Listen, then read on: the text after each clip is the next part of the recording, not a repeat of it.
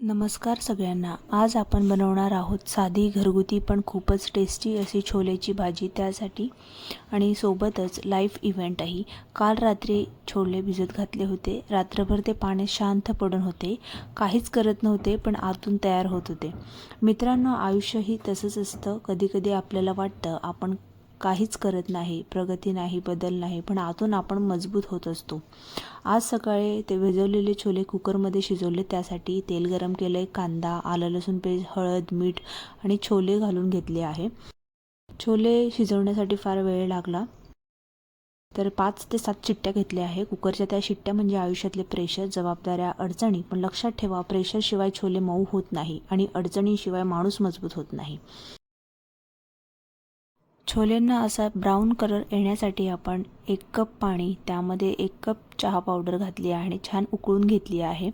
शिजवलेल्या कुकरमध्ये आपण ते गाळून घेऊयात चहाचं पाणी आणि परत 2 शिट्ट्या घेऊन घेऊयात, म्हणजे छान असा ब्राऊन कलर हा छोल्यांना येत असतो। मसाल्यासाठी आपण 4 कांदे, 4 टोमॅटो, 2 मिरची, त्यातले टोमॅटो मी फक्त 2च यूज केले आहे, फाईन चॉप करून ठेवला आहे। कढईत आता थोडं तेल गरम करतोय। तेल गरम झालं की त्यामध्ये जिरं घालतो। तडतडायला लागलं की 4 लवंग, 4 मिरी, थोडंसं तेजपान आणि खडा मसाला घालतो। हा खडा मसाला म्हणजे आयुष्यातले वेगवेगळे अनुभव, कधी तिखट, कधी कडू, कधी सुगंधी। आता बारीक फाईन चॉप केलेला कांदा आपण यामध्ये घालूया। कांदा हळूहळू सोनेरी होतोय। सुरुवातीला तो पांढरा साधा दिसतो, पण तो वेळ दिली की तो सुंदर असा रंग घेतो। माणसालाही वेळ द्यावा लागतो, ताबडतोब कुठलीच गोष्ट परफेक्ट होत नसते।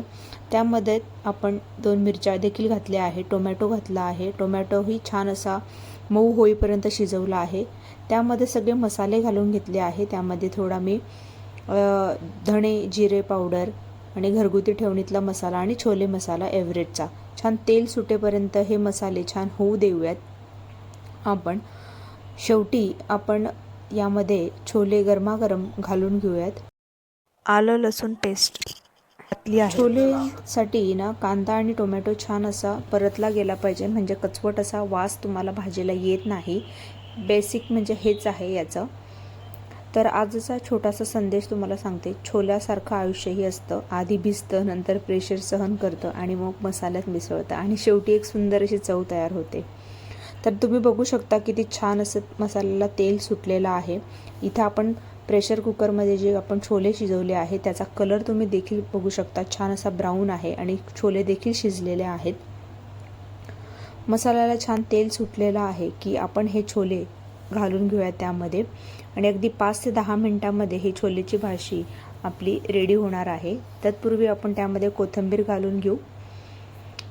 म्हणून वाईट वेळ आली तरी घाबरू नका, ती फक्त तुम्हाला तयार करत असते। तर आपली सुंदर अशी छोलेची भाजी तयार झाली आहे। गरमागरम भाकरीसोबत, पोळीसोबत, भातासोबत आणि पुऱ्यांसोबत, भटुऱ्यांसोबत तुम्ही एन्जॉय करू शकता।